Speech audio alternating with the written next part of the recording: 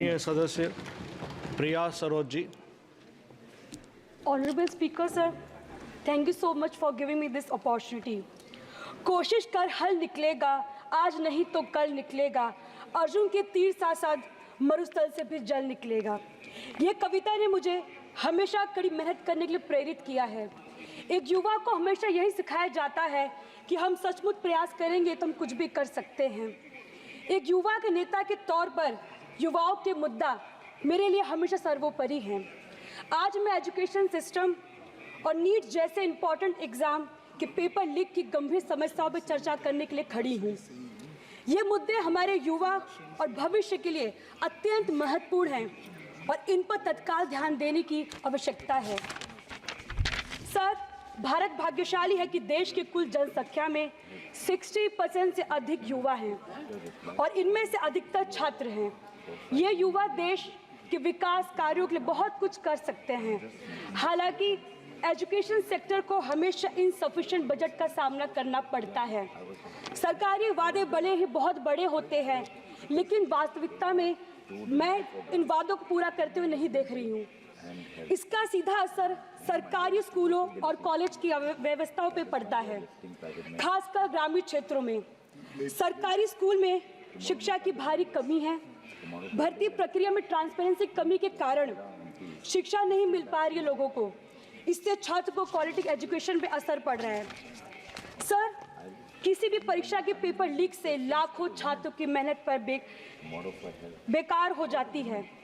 मेरे प्रदेश उत्तर प्रदेश के police constable परीक्षा 2024 और UPPSC RO ARO paper leak जैसे उदाहरण दिखाते हैं कि एग्जामिनेशन सिस्टम में गंभीर खामियां हैं। Sir, in this digital age where the world is moving towards technology advancement, our school lack basic technology facilities. The situation is particularly bad in rural areas. It is imperative to connect students with modern technology so they can compete globally. Sir, the repeated incidents of paper leak weaken the trust of students and parents in the government and the education system.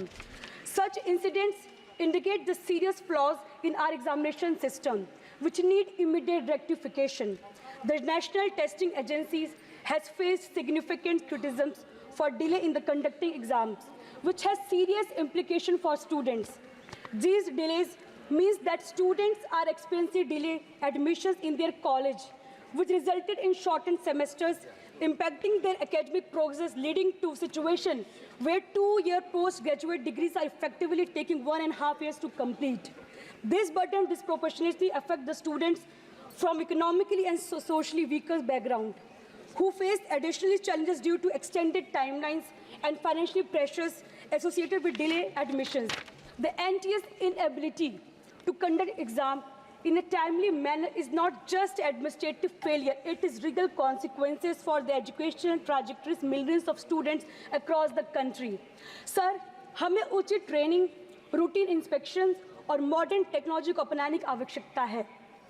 Paper leak में शामिल लोगों को सख्त सजा देने की ज़रूरत है ताकि ऐसी घटनाएं वापस ना हो। हमारे छात्रों को फॉरेन कंट्री में बेहतर अवसर मिल रहे हैं।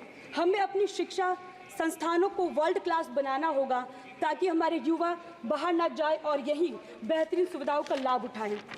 अंत में मैं सरकार से आग्रह करती हूँ कि एजुकेशन सिस्टम और एग्ज़ाम के कंडक्ट में सुधार के ठोस से ठोस कदम उठाए जाए, जिससे हमारे स्टूडेंट्स का भविष्य सुरक्षित होगा और देश की प्रगति सुनिश्चित होगी। ये भाजपा सरकार कहती है कि सबका साथ सबका विकास, लेकिन इन्होंने तो केवल अपना विकास किया है। देश की जनता जाग चुकी है। पीडीए के मान सम्मान में कि डकैती की रक्षा केवल इंडिया गठबंधन कर सकती है। यदि ये सरकार चाहती है कि सबका साथ सबका विकास का नारा पूरा हो तो जातीय जनगणना करा के सबको हिस्सेदारी दे। धन्यवाद। माननीय